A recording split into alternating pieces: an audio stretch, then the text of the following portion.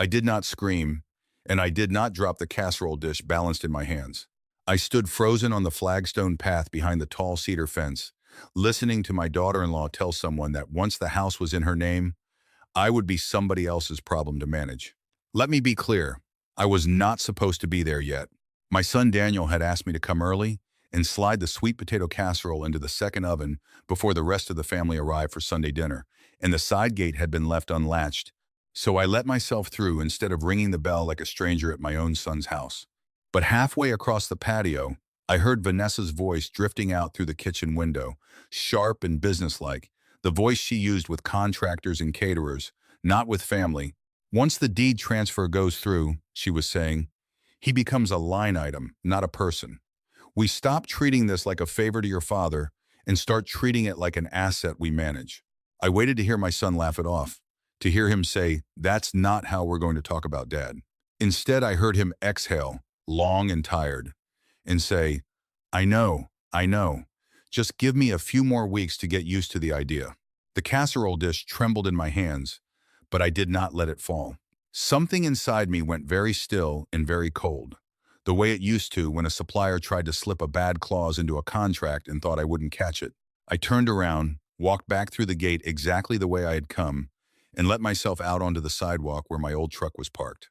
I sat behind the wheel for a long moment before I started the engine, and in that silence, the man who used to run a $40 million equipment leasing company woke back up after 4 quiet years of pretending to be nobody in particular. To understand how I ended up standing outside my own son's fence, listening to my future get discussed like a spreadsheet line, you have to go back to the phone call I got that Thursday morning. Daniel had called sounding warm and a little nervous, the way he used to sound as a teenager asking to borrow the car. He said he and Vanessa wanted to talk to me about something important, something to do with taking some of the pressure off me as I got older, and could I come by Sunday for dinner so we could all discuss it as a family.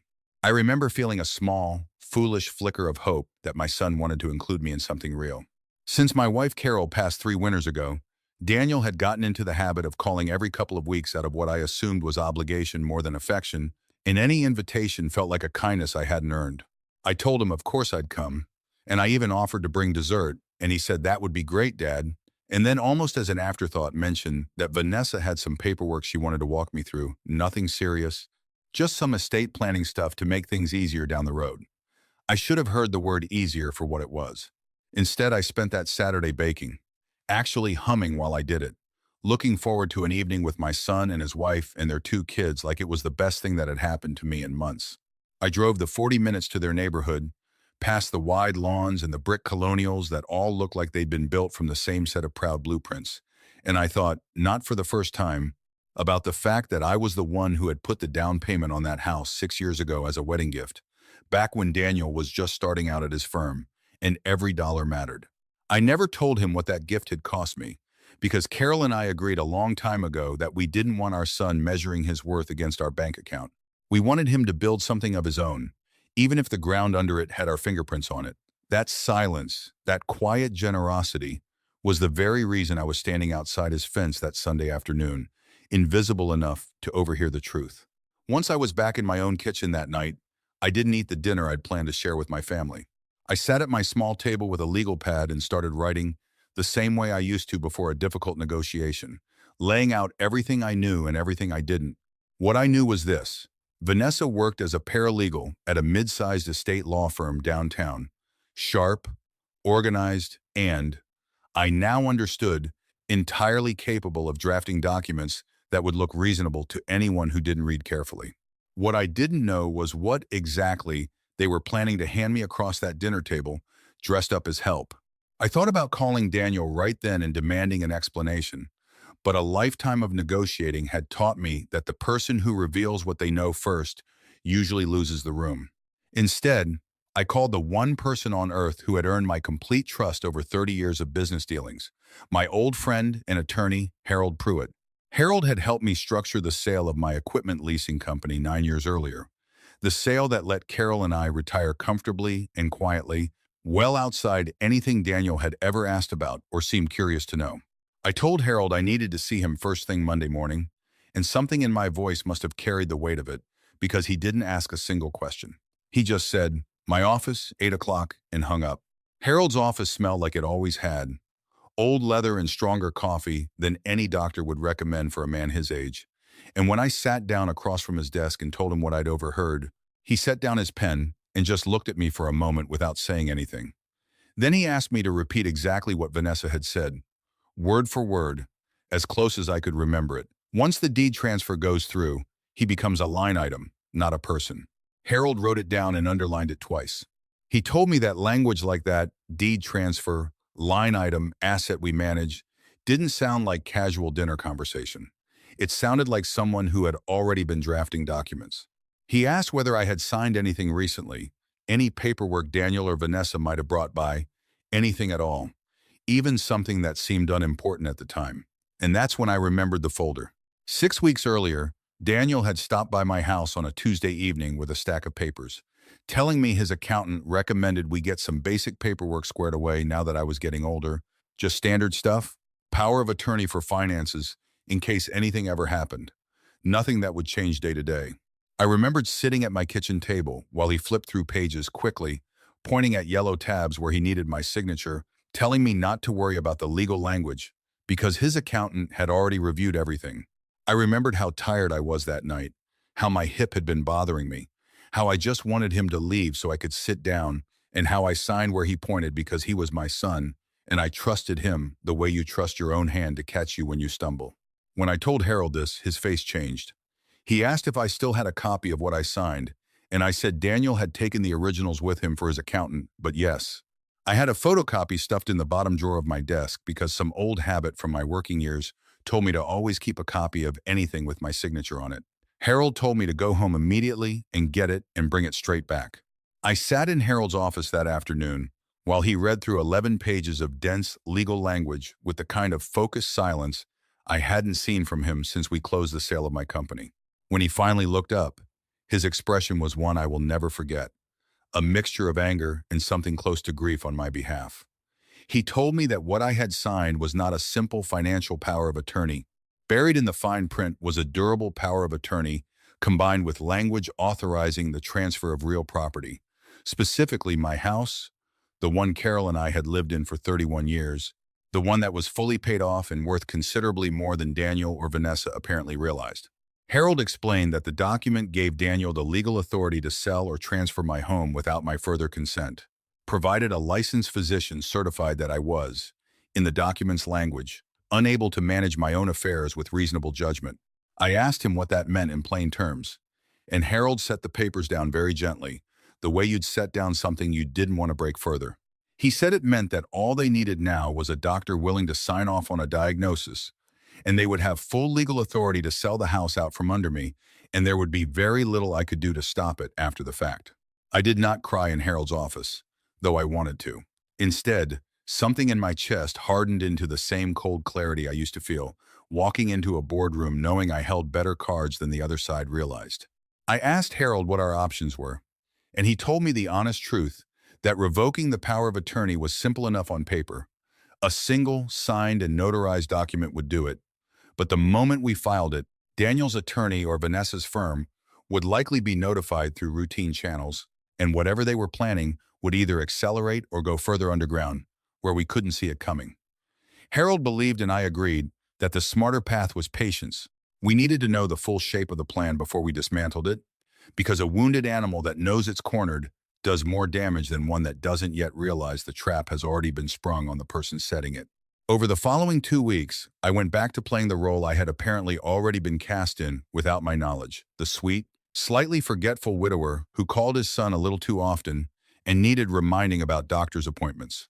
Daniel called twice during that stretch, and both times I let my voice go soft and a little uncertain, the way I imagined a lonely, aging father might sound, and both times I could hear something in his tone that I now recognized as relief rather than affection, the relief of a man watching his plan proceed on schedule. It cost me something to perform that smallness, more than I expected. Every time I hung up the phone after pretending to fumble for a word or forget what day it was, I sat in my quiet kitchen and felt the particular loneliness of grieving a son who was still alive and still, technically, calling me every week. The invitation for that Sunday dinner, the one where Vanessa wanted to walk me through some paperwork, arrived exactly as Harold had predicted it would. I told Daniel I'd be there, and I meant to bring dessert again.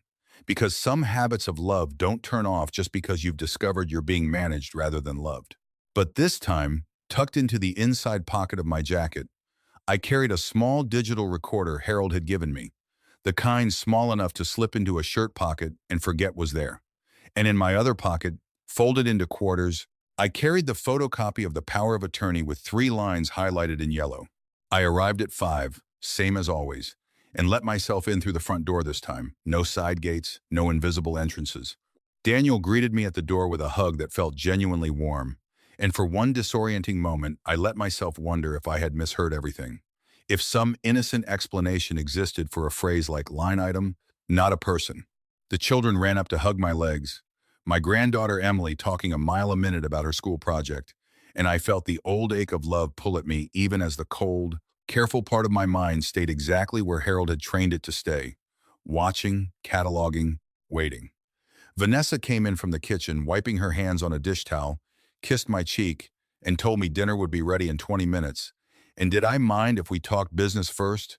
Just to get it out of the way before the kids got restless at the table.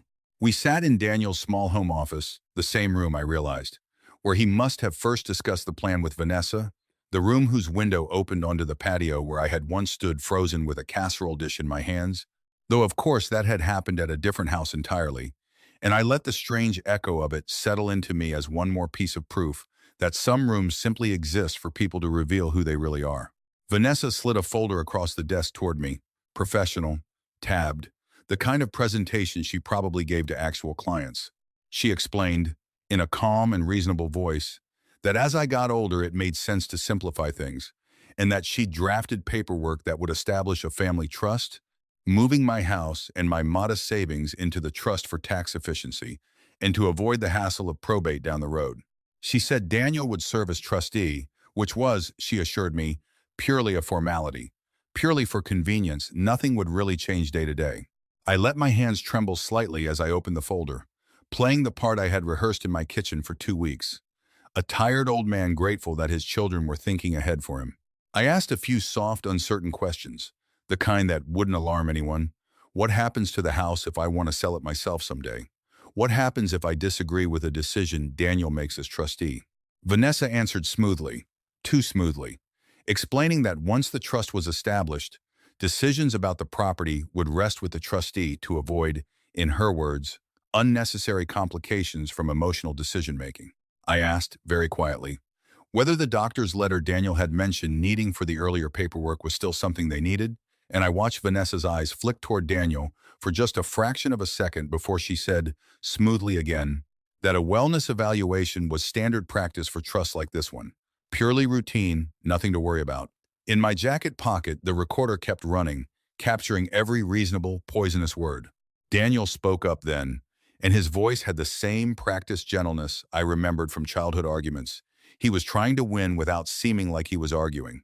He said, Dad, we just want you taken care of, and I know change is hard, but Vanessa knows this stuff inside and out, and it would really put my mind at ease.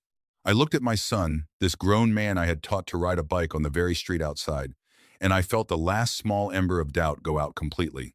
I told him I needed a little time to think it over, that it was a lot to take in, and Vanessa, ever the professional, said, of course, take all the time you need, though her smile had the particular tightness of someone whose timeline had just been mildly inconvenienced rather than truly delayed. Dinner that night was almost unbearable in its ordinariness. Meatloaf and mashed potatoes, and Emily's stories about her science fair project, Daniel refilling my water glass and asking about my knee, the two of them behaving exactly like a loving family, while a recording of their own plan sat quietly in my breast pocket. I drove home in the dark with the windows cracked, needing the cold air to keep myself steady, and when I got inside, I sat at my kitchen table and played the recording back twice, listening to the calm certainty in Vanessa's voice, the practiced warmth in my son's, and I understood that whatever love had once lived in that house had been quietly renovated into something else entirely, something with tabs and folders and a trustee. The next morning I called Harold and told him everything, and this time there was no more patience left in either of us. Harold explained the reality of what we were dealing with. If Daniel and Vanessa moved forward with the wellness evaluation, They would likely go to a physician willing to write a favorable letter based on a brief, superficial appointment, the kind of doctor who saw dozens of elderly patients a week and had learned not to ask too many questions when a well-dressed adult child requested a specific outcome. Once that letter existed, combined with the power of attorney I had already unknowingly signed, they would have what they needed to move forward with the trust, regardless of whether I agreed to sign the new paperwork, because the old document, the one from 6 weeks earlier, already gave Daniel authority to act on my behalf if a doctor certified I couldn't manage my own affairs. The trust dinner, Harold realized, had never actually been a request for my permission. It had been a courtesy, a formality to make the whole thing feel consensual before they proceeded with or without me. I asked Harold what we should do, and for the first time in this entire ordeal, I felt something other than grief rise up in me, something closer to the version of myself who used to walk into hostile negotiations and walk out having quietly restructured the entire deal in my favor. I told Harold I wanted to know everything about Daniel and Vanessa's finances, not out of cruelty, but because in my experience, people don't suddenly decide to manage an elderly parent's assets out of pure convenience. There is almost always a reason, and the reason is almost always money they don't have. Harold, who still had contacts from decades in corporate law, made a few careful calls, and within a week he came back to my house with a manila folder of his own. What he found explained everything. Daniel's firm, the prestigious architecture practice he'd made partner at 3 years earlier, was quietly bleeding money. A major client had pulled out of a development project 8 months ago, leaving Daniel personally liable for a substantial portion of costs he'd guaranteed against future commissions that never materialized. Meanwhile, Vanessa's law firm had recently restructured, cutting her hours and her salary by nearly a third. Between the mortgage on their house, private school tuition for Emily and her brother, and 2 car payments on vehicles that were worth less than what they owed, my son and daughter-in-law were 3 missed payments away from losing everything they had built their entire identity around. My paid-off house, worth close to $800,000 in a market that had only climbed since Carol and I bought it decades ago, wasn't a convenience to them. It was a lifeline they intended to seize whether I understood what was happening to me or not. I sat with that knowledge for 2 full days before I could decide what kind of man I wanted to be on the other side of it. Part of me wanted to simply confront Daniel, to sit him down and ask him how he could look at his own father and see collateral instead of family. But Harold reminded me, gently, that confrontation without leverage was just an argument, and arguments could be denied, apologized for, smoothed over with tears and promises, only to resume once my guard was back down.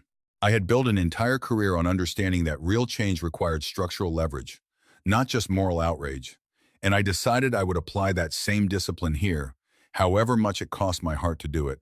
I told Harold I wanted 3 things done quietly and quickly. First, I wanted the original power of attorney revoked and replaced with an ironclad document naming Harold himself as my agent, filed in a way that would not trigger any automatic notification to Daniel's side, which Harold assured me was possible since I was simply exercising my own continuing legal capacity to update my own representation, no different from changing my will. Second, I wanted to know the exact name of the physician Vanessa had lined up for the wellness evaluation so we could be prepared for whatever letter emerged from that appointment and possibly arrange for an independent, thoroughly documented evaluation of my own from a geriatric specialist with an unimpeachable reputation to stand in direct contradiction to anything they tried to produce. Third, and this was the part that took me longest to say out loud, I wanted Harold to quietly reach out to the bank holding the note on Daniel's firm's business line of credit, using contacts from my old industry, not to interfere, but simply to understand the true scope of what my son was facing, because I needed to know whether I was dealing with a son who had made a desperate, cowardly choice under pressure, or a son who had simply stopped seeing me as a person a long time ago, and this was only the first time it had become visible. The independent evaluation happened first. I drove myself to see Dr. Eleanor Reyes, a geriatric specialist Harold's own doctor had recommended, and I spent nearly 2 hours with her, answering questions, working through cognitive assessments, discussing my memory and my daily routines with total honesty for the first time in weeks, because with her, I had absolutely nothing to hide. She told me at the end of our appointment, with a small, kind smile, that I had one of the sharpest minds she'd assessed all year, and she wrote a detailed letter to that effect, dated, signed, notarized, ready to stand against anything that might later be presented to a court or a bank.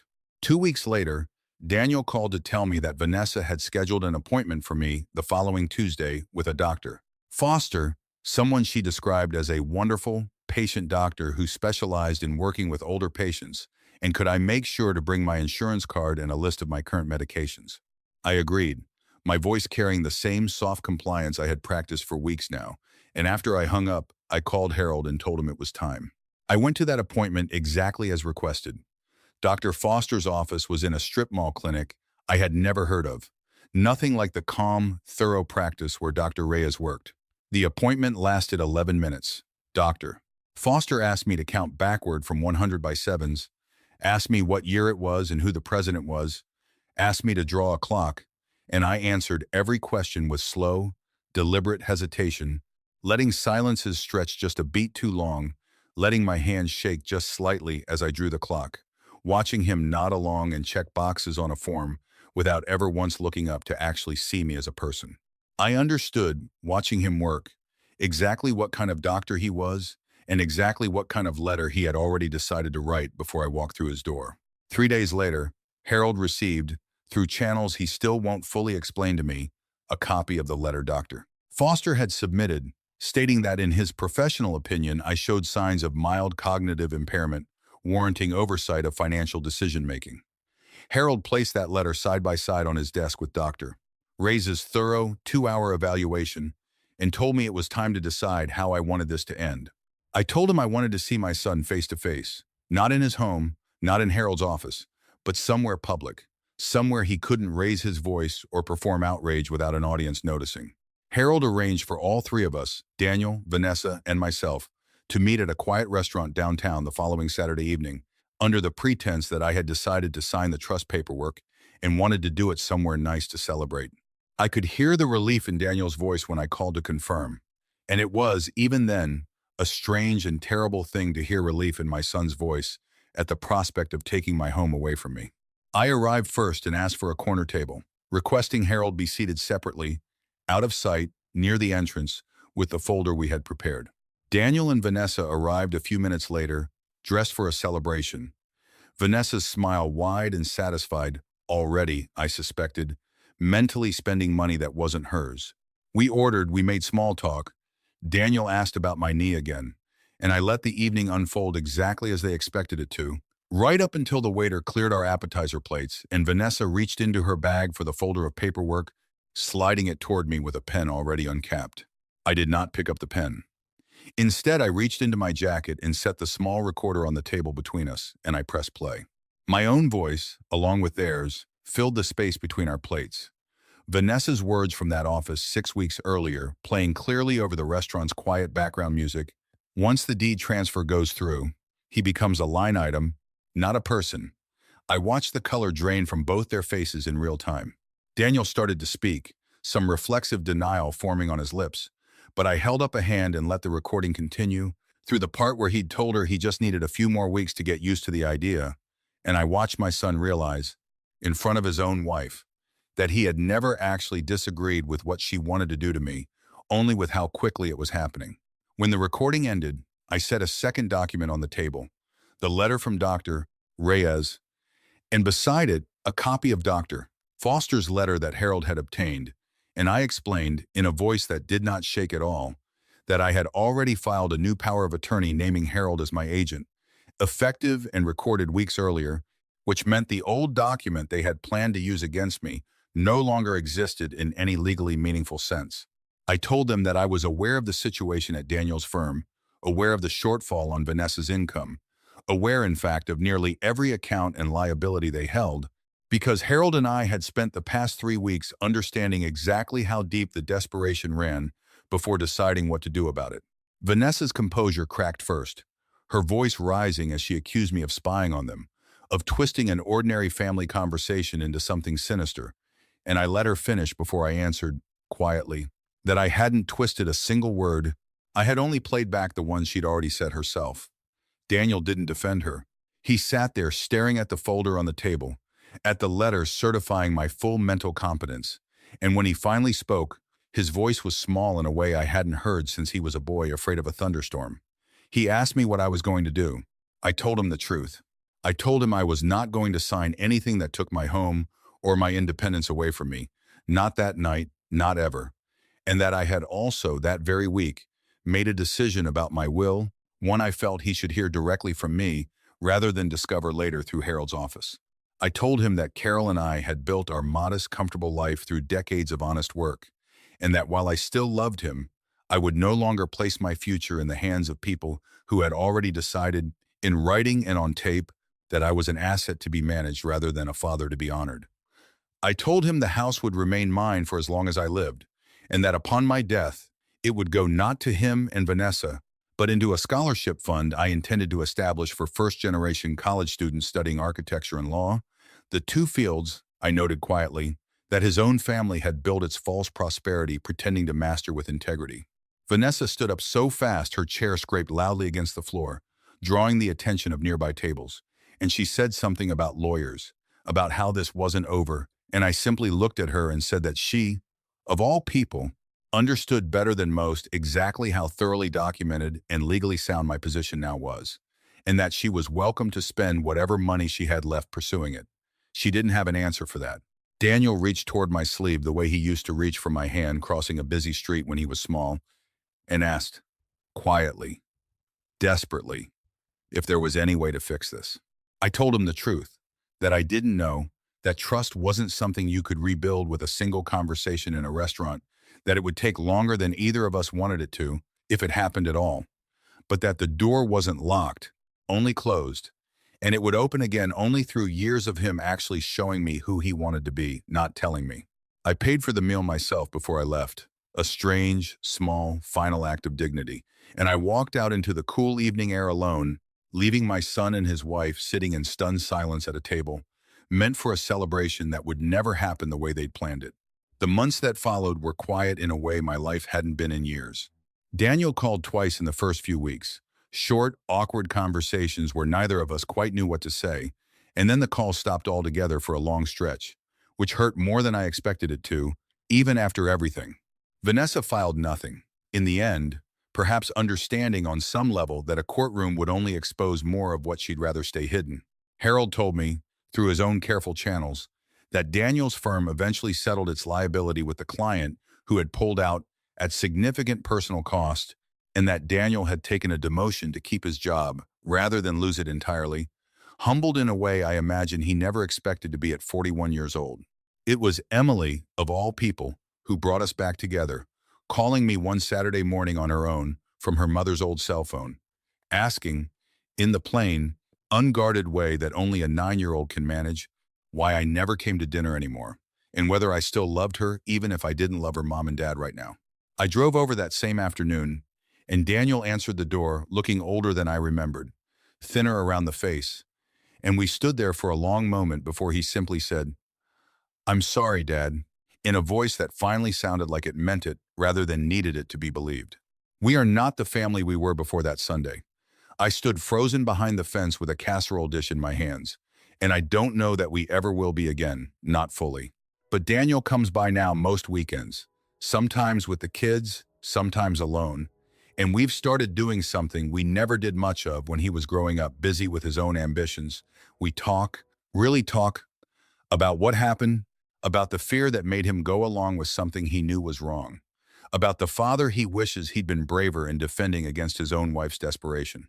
I established that scholarship fund anyway, not out of spite anymore, but because it felt like the right thing to do with a life built on honest work. And last spring, I had the quiet, unexpected joy of watching its first recipient, a young woman from a family with far less than mine ever had, walk across a stage to accept her degree in architecture, the same field my son had once nearly sold his own father out to protect. I still live in the house Carol and I bought all those decades ago. And some mornings I sit on the back porch with my coffee and think about how close I came to losing it, not to a stranger, not to a con artist working some elaborate scheme from outside my family, but to the people I had raised and loved and trusted more completely than I trusted myself. I learned, in the hardest way a man can learn anything, that love without boundaries isn't love at all.